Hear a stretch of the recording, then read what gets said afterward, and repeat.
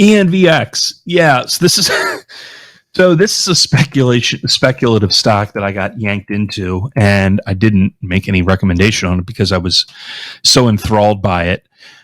This whole situation's bananas, but this is a battery company. I think I got 100 shares of it, and it's interesting.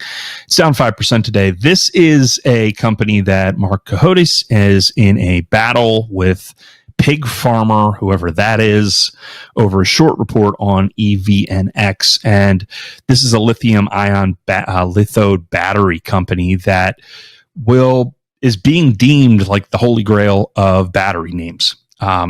Now, keep in mind, this is a heavy momentum stock, so let's just stop there. Like I've got a stop loss on this thing, I think at 18.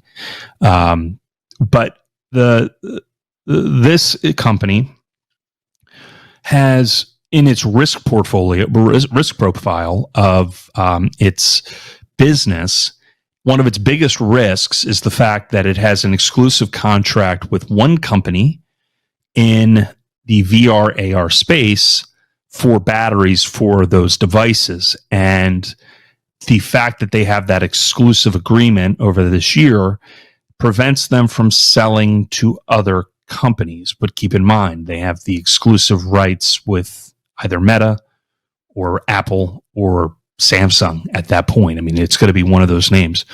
So Cohodes is really kind of leading. He isn't really leading the charge. He's just saying to everybody, like, you know, the guy who was trying to short this thing, the pig farmer guy, was bullshit. And they're going to be in this environment where it's basically just going to be them for a duration period of time. This is a heavy momentum stock.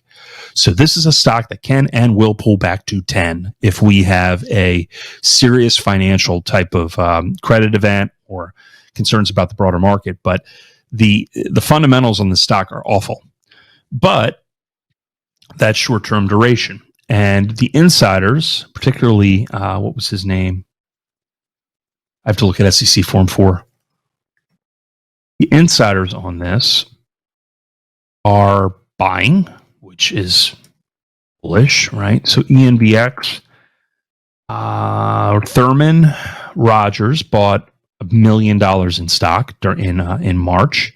And you've seen some other buying from the president. They just brought in somebody from Micron to be their CFO. And you look at the numbers on this stock. Somebody's got this at $100. This is a very speculative, high-octane type of story. I want to dig a little bit deeper into the K1, but Canaccord, $20. Jeff Johnson's got it at 67 at Baird. Somebody at Loop Capital has it. Now, Loop is very bullish on technology. Just be very wary of that. Average price, it's really somewhere in the 20s. If you are going to speculate on a stock like this and you read the stories about it and go to Seeking Alpha and look at the tailwinds and look at how this company operates, understand the macro environment. Understand the macro environment suggests weakness in the economy. But if you look to the real long term and you start to analyze what the potential growth opportunity is on a name like this going out to 2030, and we'll do a whole report on this. We'll write a little bit about it.